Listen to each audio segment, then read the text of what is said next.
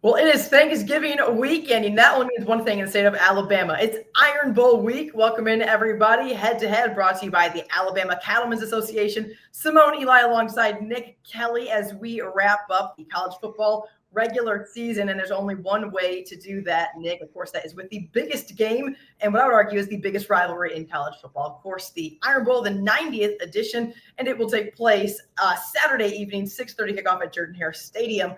Everything on the line for both of these teams, everything to lose for Alabama. Auburn playing with a little bit of house money and looking to, of course, get their sixth win. A lot on the line, Nick. Overall, your thoughts in a generic way as we enter the Iron Bowl, the 90th edition of this game.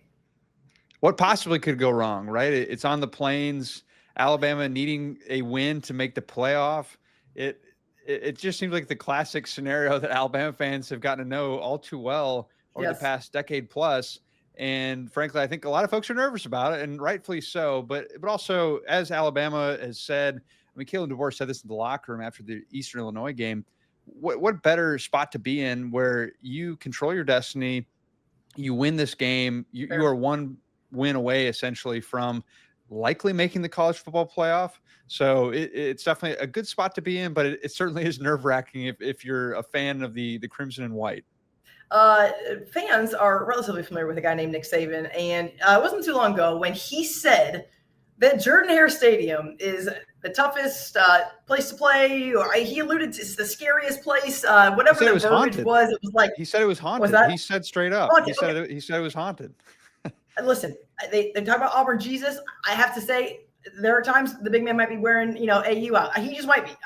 I've seen crazier things. When you're on the field in 2013 and you see what happened in that game, there's just the crazier things have happened. And then, of course, we've seen it go the other direction. Iron Bowl just a couple of years ago in Hugh Freeze's first season. Of course, Coach Freeze, not the head coach there at Auburn anymore, which just brings a whole nother storyline to this entire situation. A different head coaching matchup for like the sixth time in 6 seasons or something insane like that. Nick, I'm sure you know the numbers. But wow, when you just look at this matchup as it pertains to the state of the state for both programs, Nick Saban has said it best. Jordan-Hare is a tough place to play. Yeah, DJ Durkin, interim coach, has a shot to potentially win himself not only the game, but also the starting job. I mean, John Summerall is definitely a favorite for that opening, but other programs want John Summerall too. So there's no locked in stone guarantee that he is the guy. So if DJ Durkin wins this job, that could go a long way toward him getting the permanent job, or I should say wins this game, but he could win the job as well. Yeah. So it is definitely a interesting spot to be in. If you're him, I mean, obviously the pressure of, the pressure is way more on Alabama, but for Auburn too, if you win this game, a lot of good things come from that. You become bowl eligible. Oh yeah. And you beat your rival, which hasn't happened since 2019. So you know that there's this hunger for that. Been a little bit of a famine in the rivalry for Auburn the past few years, and they're looking to right that ship, even if they don't have a playoff spot to play for. It's actually what to hear that it's been since 2019 just doesn't sound like right to the ear because of the chaos that we have seen in this game so often. It is kind of hard to believe that Alabama has dominated this rivalry in the way they have. Of course, I mean, there's been close games, but to have won it so many seasons in a row at this point, let's break things down for the Tide right now. You spoke with Ty Simpson, Nick, earlier this week, and there is some questions as to like, hey, okay, there was a time where he was perfect, I think, in a game, near perfect in a game shortly thereafter, just really rolling. What did he say when you asked, okay, what's maybe going on, or what's not perfect behind the scenes? He peeled back the curtain a little bit for you. Yeah, he's definitely hearing the questions of what's wrong with Ty or what's going on. Like he acknowledged that. So he's very aware of it because people have been asking. He hasn't quite been the same since that really good stretch that he had in late September, early October, where they beat 4 ranked teams. Ty was surgical. He was the Heisman favorite. He's cooled off since then. He's had a few turnovers. He's not hitting on all the throws that he might have done before. So yeah, it definitely is something he's aware of, that I think that people are asking him if, everything's okay, but he's kind of the mindset of, hey, just keep playing, kind of work your way through it, and things will work out. So he's got the capability. He's just got to get back to it. And a lot of it sounds like, make sure the mental game is there. And that's where I think he was very intentional, talking about what a great opportunity this game is. Like even to the point of saying it multiple times of what a great chance this is to go and play in a historic rivalry, a classic game, and try to get a win in a hostile road environment. So it's certainly, I think he wants to improve. He knows that he hasn't been as sharp the last few weeks, but I do think that that he's in a place of, I mean, he's very thoughtful. He's very cognizant of all that. And we'll see if he can show that in the Auburn game. When you think about the scenarios, what could play out and what is kind of on the line, so to speak, for the Tide going into this game? Of course, the only guarantee in the playoff is to win your conference, and the championships per conference going in, the 4 teams and all that mess and all that. So for Alabama to get close to winning, of course, the SEC championship game, they have to be in the SEC championship game. They get into the game with a win at Auburn. What do those scenarios all kind of look like? And we don't have to get too into the weeds of it necessarily, Nick, but to say that the Iron Bowl has a lot on the line would be an understatement. Yeah, I mean, if Alabama loses, they're out of the playoff. So you start there.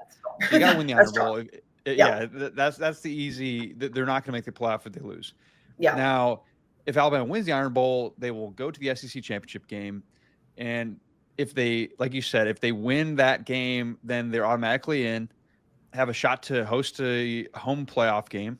Yeah. But they're in no matter what happens. But if they go to Atlanta and they lose that game, it gets tricky. So it just will come down to what the rest of the field looks like, what the committee does. It would lead to an interesting selection Sunday if Alabama loses that game. So we'll see what happens. Yeah, it definitely will. But Kalen DeBoer has kept everything in perspective and said, going into a game, what better of a situation than to be able to control your own destiny? And to a large extent for Alabama, that is the case right now. On the other side of the ball, Nick, of course, the Auburn Tigers.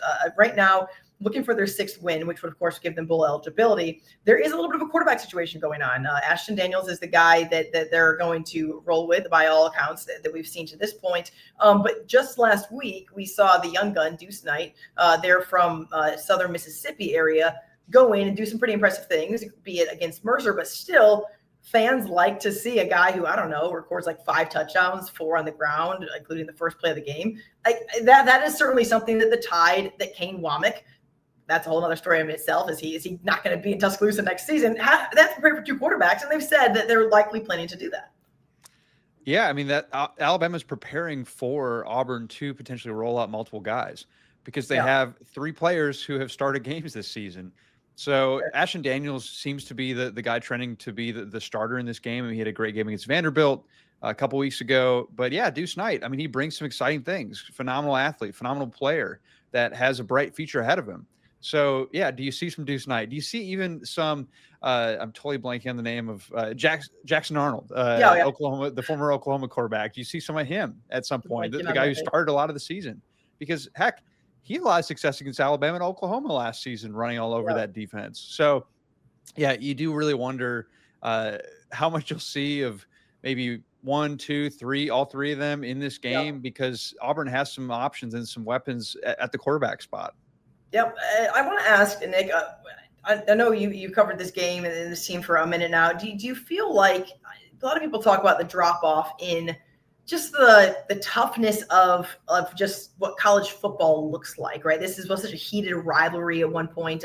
Like they hardly wanted to shake hands after the game. I mean, you do out of sportsmanship, but just one of those where you weren't sitting there dapping it up with even like your former high school teammate. You just hated the other side of the state. I still think that holds true. I think it looks a little bit differently than maybe it did, I don't know, 10 whatever years ago during the Saban era, especially when the guys were just so hard-nosed and there was such a hatred. What do you feel like you're getting from the guys when you kind of hear them preparing for this week? Is it just like every other week? Is there an amplified approach in terms of like, hey, okay, this is Auburn, this is the Iron Bowl, like let's get going? Yeah, it has the juice of that, and I think you just have to look to last season when Alabama was essentially out of the playoff. There's maybe thought they could have still snuck in, but Alabama was essentially out of the playoff. Auburn was.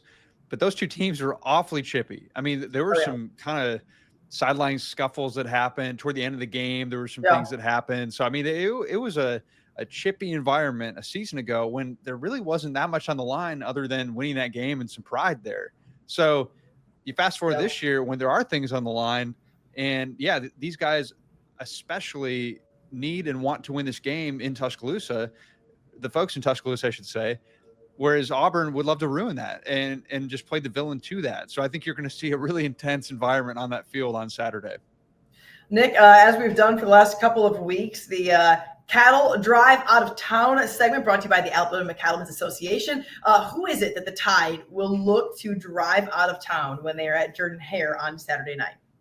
Yeah, that's easy. It's Keldrick Falk, who's probably going to be a first-round pick for the Auburn Tigers on that defense, the defender who just a stud and a guy who could ruin some things for Alabama's offense if they don't block him properly, or if they don't let they make sure that guys get in the way of him and make sure that he doesn't get to Ty Simpson.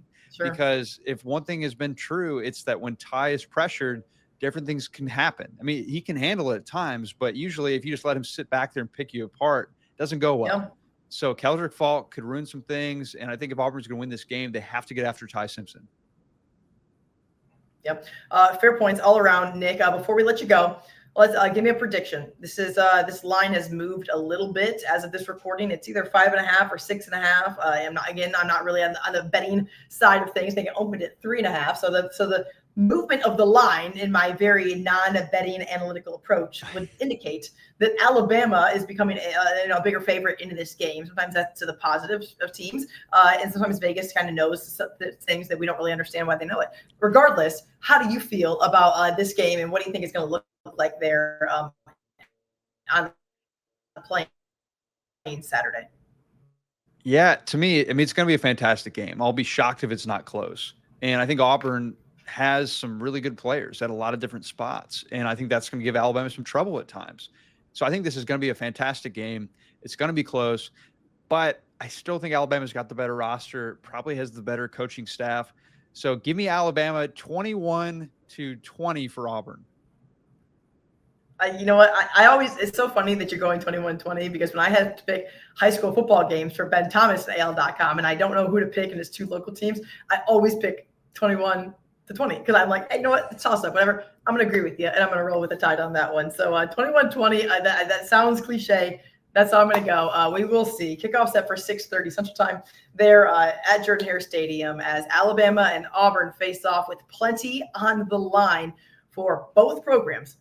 You could not overstate how big a win for either the Tide or the Tigers could be in this game. Nick Kelly, appreciate it. Been a great regular season, and hopefully for the Tide's sake, we will be previewing the SEC championship game next week.